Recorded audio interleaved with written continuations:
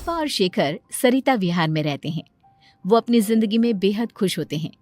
दोनों का शौर्य नाम का एक बेटा भी होता है, जिस पर दोनों ही अपनी जान छिड़कते हैं। शेखर, अब तो आप शौर्य को अपनी गोद से नीचे उतार दीजिए, उसके सोने का टाइम हो रहा है। नहीं रूपा, इसे मेरे पास ही रहने दो प्लीज। मैं थोड़ी देर में इसे बिस्तर में सुला दूंगा।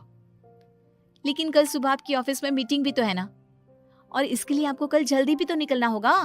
जाइए, आप भी जाकर सो जाइए। अभी तो मेरी गोद में आया था मेरा बेटा, और तुम उसे लेकर जा रही हो। कर लेना अपने बेटे से प्यार, अभी जाकर सो जाइए। रूपा शेखर से शौर्य को ले रही होती है कि तभी शौर्य रोने लगता है। शौर्य को रोता देखकर रूपा उसे फिर से शेखर को थमा देती है। आपका बेटा ना एक नंबर का नौटंकी है, बिल्कुल आप पर गया है वो। साफ बोलो ना, तुम्हें जलन होती है हम दोनों बाप बेटे का प्यार देखकर। पहले बड़ा तो होने दो तुम शौर्य को, फिर देखना वो सबसे ज्यादा मुझे ही प्यार करेगा। देखते हैं। ऐसे ही दिन बीतते चले जाते हैं और एक दिन कैंसर की बीमारी के चलते रूपा की मौत हो जाती है। अब शौर्य 3 साल का हो चुका होता है, जिसके कारण उसकी दादी शेखर पर दूसरी शादी का दबाव बनाने लगती है। शेखर, शौर्य अभी बहुत छोटा है और उसे इस समय एक माँ के प्यार की बहुत जरूरत है। माँ, मुझे दूसरी शादी नहीं करनी। क्या पता जो दूसरी औरत आएगी वो मेरे बेटे को एक माँ का प्यार दे या ना दे। तो रूपा की छोटी बहन वैशाली से ही शादी क्यों नहीं कर लेता? वो तो शौर्य को एक माँ का प्यार पूरा दे सकती है ना। मैंने कहा ना माँ, मुझे दूसरी शादी नहीं करनी, और अपनी ही पत्नी की बहन से तो हरगिज नहीं। ऊपर से अगर रूपा देख रही होगी तो वो क्या सोचेगी? अपने लिए ना सही, लेकिन तुझे शौर्य के लिए तो शादी करनी ही पड़ेगी ना बेटा।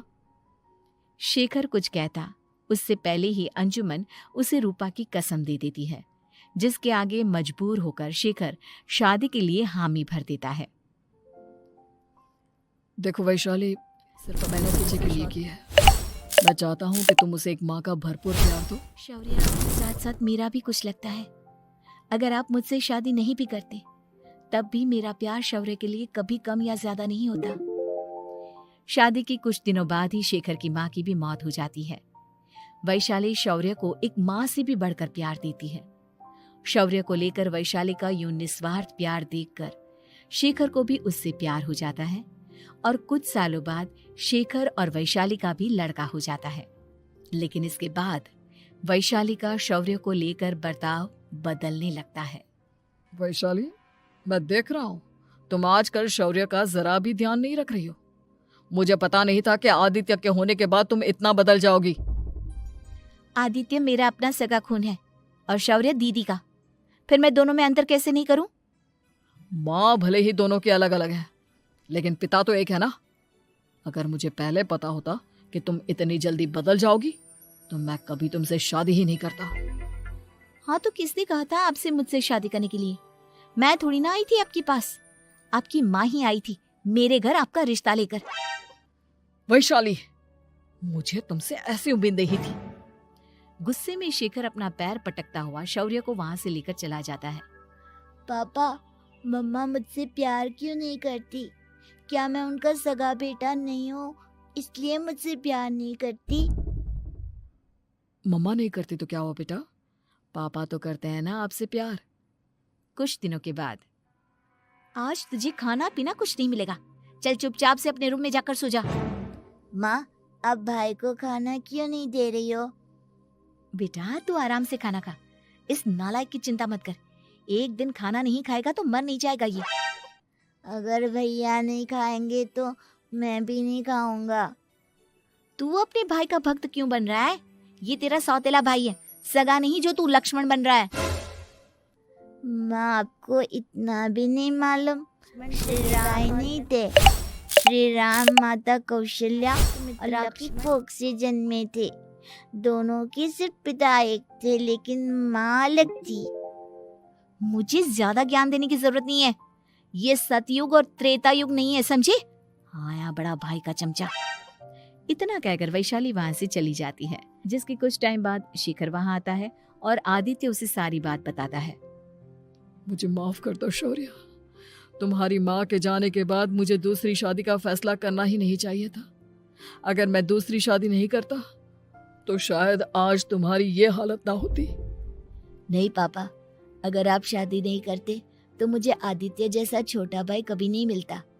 थैंक यू मुझे इतना अच्छा भाई देने के लिए। तुम दोनों हमेशा ऐसे ही साथ रहना, फिर कोई भी तुम दोनों का कुछ नहीं बिगाड़ पाएगा। चलो मैं तुम दोनों को आइसक्रीम खिला कर लाता हूँ, बहुत भूख लग रही है ना। शिखर शौर्य और आदित्य को आइसक्रीम दिलाने लेकर जाता है। वो दोनों को पार्क में खड़ा करके आइसक्रीम लेने जा ही रहा होता है, तभी तेज रफ्तार से आती हुई एक गाड़ी उसे कुचल देती है और उसी पल शेखर की मौत हो जाती है, जिसके बाद शौर्य की जिंदगी नर्क से भी बदतर हो जाती है। सुन रहे चिरकुट, इस घर के किसी भी सामान को मेरी मर्जी के बगैर हाथ मत लगाना। इन सब पर अब तेरा कोई हक नहीं है, समझा? ठीक है माँ, मैं आपकी इजाजत के बगैर किसी चीज को हाथ नहीं लगाऊंगा। चल जाकर अब पूरे घर की सफाई कर। महज 7 साल का शौर्य वैशाली के कहने पर अपने नन्हे नन्हे हाथों से पूरे घर की सफाई करने लगता है। ऐसे ही दिन बीतने लगते हैं, लेकिन मासी से उस मासूम से बच्चे पर जरा भी तरस नहीं आता। क्यों शौर्य, ये घर में इतनी गंदगी कैसे हो रही है? ढंग से सफाई नहीं की है क्या तूने? माँ मैंने तो अच्छे से सफाई की थी, लेकिन आदित्य बार बार इधर उधर चलकर गंदा कर देता है। अच्छा, खुद से एक काम ढंग से नहीं होता और अपनी गलतियों का जिम्मेदार मेरे बेटे को ठहराता है। इतना कहकर वैशाली बांस का डंडा उठाकर शौर्य को जोर जोर से मारने लगती है। तभी वहां वैशाली के मायके वाले भी आ जाते हैं और उसकी सारी करतूतें देख लेते हैं। माँ मैं ऐसा क्या करूं जिससे आप मुझे भी आदित्य के जितना प्यार करोगी?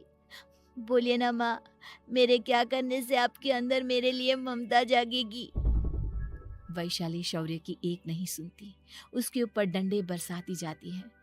हद पार होते देख वैशाली की माँ उसका हाथ पकड़ती है और जोर से उसे थप्पड़ मारती है। यही सब करने के लिए तूने दामाद जी से शादी की थी? हमने सपने में भी तुझसे ऐसी हरकत की उम्मीद नहीं की थी। तू माँ नहीं, माँ के नाम पर एक धब्बा है। बस कीजिए माँ, आदित्य के इस दुनिया में आने से पहले मैंने इसे बहुत प्यार किया था, लेकिन अब जब मेरी खुद की औलाद है तो मैं किसी और के बच्चे से प्यार क्यों करूं? अरे नालायक औरत, जिसे तू किसी और का बच्चा कह रही है वो तेरी खुद की सगी बहन का बच्चा है। बहन है तो क्या हुआ, मेरे अपने बच्चे से बढ़कर तो नहीं हो सकता ना ये कभी। अगर यही बात थी तो तू हमें पहले बता देती, हम शौर्य को अपने साथ ले जाते। उसे इस तरह प्रताड़ित करने की क्या जरूरत थी? अगर आपको लेकर जाना है ना तो ले जाइए इसे, मैं नहीं रोकूंगी। नहीं माँ, मुझे कहीं नहीं जाना, मुझे आपके साथ ही रहना है। मैं तेरी कोई माँ बाबा नहीं हूँ, तेरी माँ मर चुकी है, समझा? अब निकल जा मेरे घर से। माँ अब मुझे भी नहीं रहना आपके साथ, मैं भी भाई के साथ अरे ही तू क्यों जाऊँ। जाएगा? तू तो मेरा सगा बेटा है, जाने दे इसे। हम यहाँ ऐश से रहेंगे। तुम्हारे पापा बहुत सारी जमीन जायदाद छोड़ गए हैं तुम्हारे लिए। नहीं माँ, मुझे भाई के साथ जाना है। आप अच्छी नहीं हो, आप बहुत बुरी हो, आप भाई को बहुत परेशान करती हो। देख वैशाली, तुझसे ज्यादा समझ तो इस मासूम बच्चे में है। ये तेरे बुरे कर्मों का ही नतीजा है, जो आज तेरी सगी औलाद खुद से तुझे ठुकरा रही है। आदित्य, तुझे इस शौर्य ने भड़काया है ना मेरे खिलाफ? नहीं माँ, मुझे किसी ने भड़काया नहीं, पर मैं सब देखता हूँ, सब समझता हूँ। भाई बहुत अच्छा है, वो आपकी जैसा नहीं है। चलिए नानी। इतना कहकर वैशाली के मायके वाले आदित्य और शौर्य को अपने साथ ले जाते हैं और इस तरह वैशाली बड़े से घर में अकेली पड़ जाती है। 2 बेटों के होते हुए भी आज उसे माँ कहकर बुलाने वाला कोई नहीं होता।